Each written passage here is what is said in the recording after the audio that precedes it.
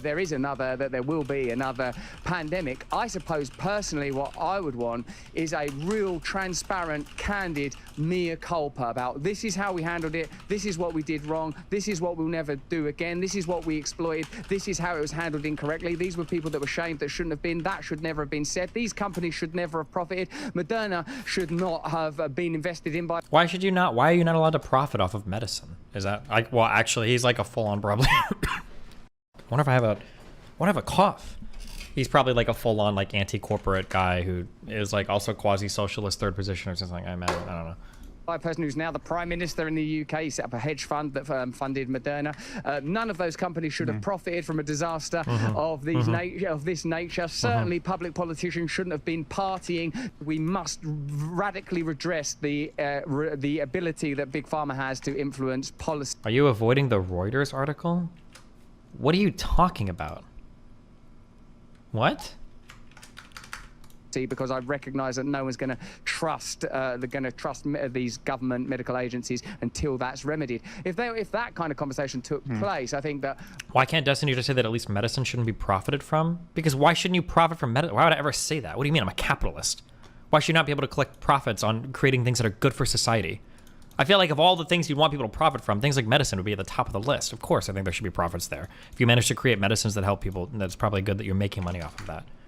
But what you pointed to in your comments about pharma there are a set of perverse incentives that we have to worry about. I mean, so the profit motive in pharma is something that many of us, or probably all of us, when we look at. I don't think we should concede that point. I would fight on that. What's wrong with don't we want people, like, if there was ever a point for profit to be good, wouldn't it be in creating things that are good for society? Like, I could understand saying that, like, do we want a profit motive for the military industrial complex, right? Like, even if I say it's a dumb argument, I can at least understand that, like, well, should it be profitable to encourage us to go to war? That's kind of scary. That's a potentially a contradictory incentive, right? It's bad for society, good for a company. But, like, should people really get profit for creating medicine that saves lives? Yeah, if anybody's ever going to get profit for something, I feel like those would be the societal goods you'd want them to get profit for, right?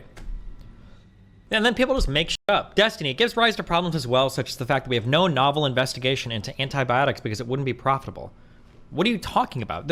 First of all, even for diseases, we have the orphan drug program to incentivize people to do research into diseases that are that there aren't many people affected by, so that we can get research there. Number one. Number two, what is the alternative? Are you saying that, like, we should have the government directing firms to research different areas, like, just randomly with no chance of drug discovery or anything? Like, it doesn't...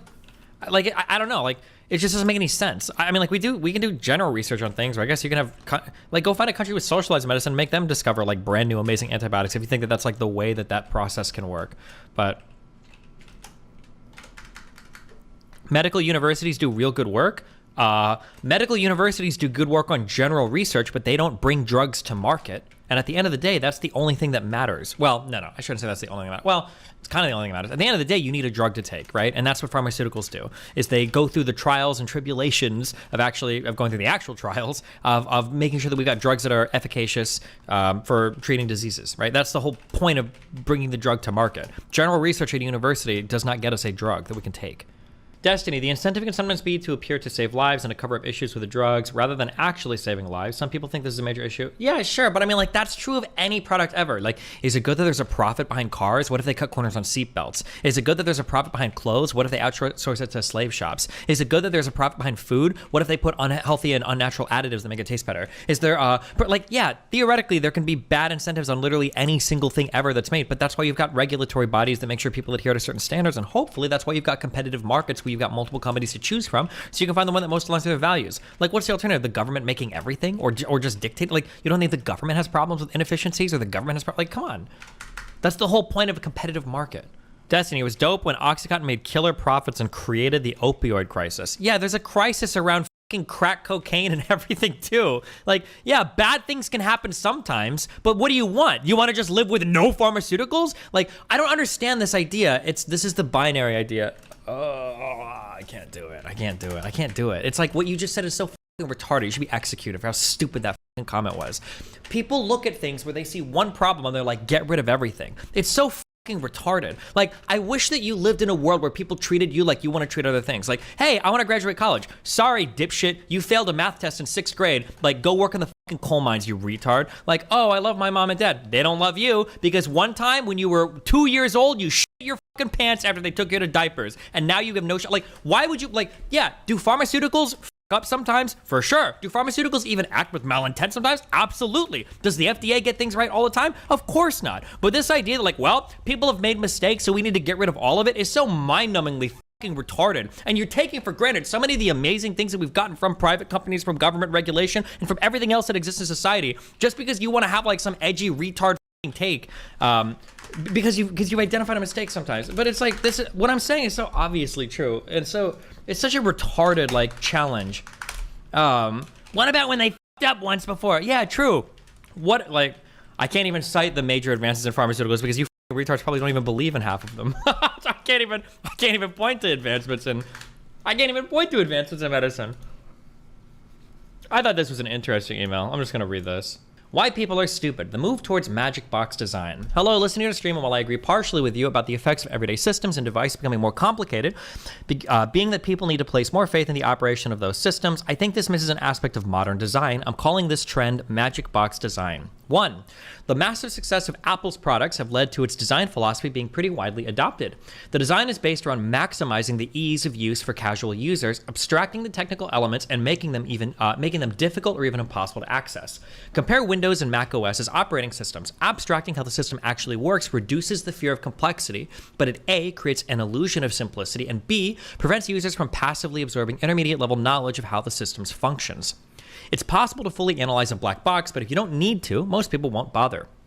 2, in order to capture more revenue, companies also abstract their systems so repairing them is very difficult or actually impossible. This can involve forcing the user of company-sanctioned software, for example with John Deere tractors, Louis Rossmann has a lot on this, or just making the system so opaque that 95% of people give up. The company then collects fees for repair services and can charge grossly inflated amounts so they have a semi-monopoly, and the customer has no reference for the difficulty of the repair. Apple calling tech support geniuses to me seems like an attempt to mystify the repair process beyond the reach of mere laymen. To use cars as an example, I don't believe a mechanical transmission is much more complicated to grasp than an automatic transmission, but you need to generally understand how a mechanical gearbox works to drive. This isn't true of the automatic. On top of that, looking at things like Hayes manuals proves a lot of normal people would at least feel able to attempt fixing their own car for minor issues. It benefited the manufacturers then to present their systems as ultimately understandable. For some reason, money and software as a service, that isn't the case today. You benefit if people think only you know the secret of the magic box. So these devices and systems that people spend hours and hours with a day, train them not to critically think about or analyze the systems they interact with. Combine this with 2 things you've talked about in the past, the splurge of banal information on the banal information, I think. Banal information on the internet, obliterating context, and design focused around sanding off every possible inconvenience the user may experience. And you get it with people who think problems must be caused by malicious actors because they can't understand how complex systems function, and who are happy to place the locus of responsibility for understanding with third parties. I thought that was an interesting email, but yeah.